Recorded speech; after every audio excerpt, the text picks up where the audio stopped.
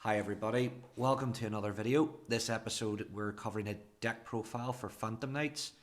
If you like the content I'm making, please give a like and subscribe below. We're going to be covering the deck profile first, then it'll be a quick discussion, and then we'll show the replays at the end, so make sure you're staying in tune for that. Also guys, please make sure you follow me on Facebook and Twitter. I am going to be making things like polls and updates and stuff like that on those sites first before I make any videos or anything on that unless it's necessary. So please make sure you're following them for any updates and anything like that. But with that being said, guys, let's get into the deck profile. Phantom Knights, we're running 3 of the new Phantom Knights of Stained Greaves. If a Phantom Knights monster special summon to your field, special summon this card from your hand, then increase its level by 1. Banish this card from your graveyard, special summon a Phantom Knights from your hand, then increase its level by. Then you can increase its level by 1. You can only use each effect once per turn. It's a good solid card. Can help with combo extending, getting into more Xyz monsters. The only issue I have with this is, and you'll see this throughout the whole archetype, there's only really one main deck Phantom Knights monster that can special summon itself by its own natural cause, which is Boots. So the fact that this has to have a requirement to special summon is a bit of a hindrance for it, because if you've only this and another Phantom Knights monster, you kind of have to rely on like sending things to the graveyard, like the trap cards, in order to like special summon a Phantom Knights out to get this effect to trigger off and stuff like that. So overall, it's a good card, but I would have preferred if it was able to special summon itself easier.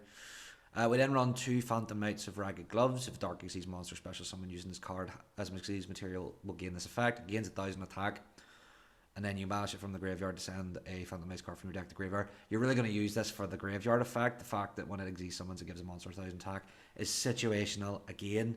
A lot of times when you're Xyz summoning with this, you're going to be going into the rank 3 Breaksword, and usually you're going to use that to pop a card or pop itself possibly. So it's never really going to keep its 3000 attack. So the fact it gains that effect's alright, but it's more you're going to use it for the milling to send something to the graveyard that you might need. 2 Phantom Knights Faded Cloak searches out Phantom Knights card. Because there's so much milling going on in the deck now and so much adding and searching and stuff like that, you kind of want to see this more get hit the graveyard for the search more than anything else. But the fact that it can search any Phantom Knights card from your deck to your hand except itself is really important and stuff like that. 3 Phantom Knights of Tearscale. This is another new Phantom Knights card.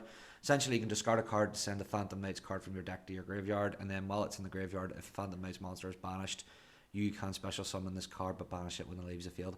Good solid card. It's a good solid starting card as well. The fact that you can pitch something that you maybe don't need in your hand to get something to help with your combo and into the graveyard is really important. Just bear in mind that this is ashable, so just be careful that your opponent will have an ash target or an ash blossom in hand and stuff like that whenever you're using it. 3 Psychic Wheedler. This is essentially another combo extender. If you control level 3 monster, you can special summon it. And then if this card is sent to the graveyard synchro material, you can target a monster on the field with less attack than the synchro monster and destroy it. It's a good solid card, and as you'll see in the extra deck, we are running a synchro monster, so it is good for that, but you're mainly going to be using this for the rank 3 plays and stuff like that. 3 Phantom Knights Silent Boots. If you control Phantom Knights monster, special summon this card, and then once per turn you can banish this card from your graveyard, add a Phantom Knight spell or trap from your deck to your hand.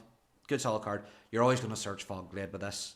This essentially should just be banish this card from the graveyard, add Fogblade to your hand, or at least that's what it used to be. Now we have the counter trap, which is also really good. So the fact that this can also search the counter trap if you really need it's really good. And then we have 2 Kagemucha Knight. If you normal summon a level 3 monster, special summon this card from your hand, although it can't be used as synchro material. So this doesn't really work well with Psychic Wielder, but you're probably going to use this for rank 3 plays more than anything else. So it's not too much of a hindrance. Then because you're running a load of dark monsters, 3 other darkness for draw power, a Raigeki, 3 Lightning Storm. I never was a big fan of this card when it was announced because it was so expensive, but looking at how the meta is shifting up, the amount of back row monster lineups that people are really needing, you kind of really do need that ability to do mass destruction. So I am running 3 Lightning Storm in this deck, and it really does help the deck out a lot. I don't really run things like this unless I absolutely have to help with the deck out and its consistency. And you'll see in a lot of a lot of the losses, like you're dealing with big boards, and you can't. There's a lot of cards that kind of need to be blown off the field before the deck can really perform. So that's where the 3 Lightning Storm comes from. Reinforcement of the Army, just add a warrior from your deck to your hand, which is really good. Foolish Burial, again, really good solid card. Monster Reborn, same thing again. Obviously 3 Call by the Grave to deal with hand traps. 2 of the new rank up spell. So this is going to help more get into your rank 5s and stuff like that. Their original rank up magic for Phantom Knights was really lackluster, and the fact that it required an Xyz monster with no material was a really big restriction on it.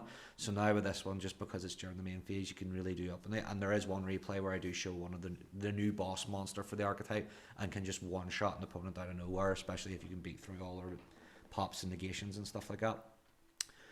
3 Phantom Knights a wing, just helps special summons Phantom Knights, keeps your combo going and stuff like that. 3 Fog Blade, standard in any Phantom Knights deck. If you're not running 3 Fog Blade, I don't know what you're doing with the Phantom Knights deck.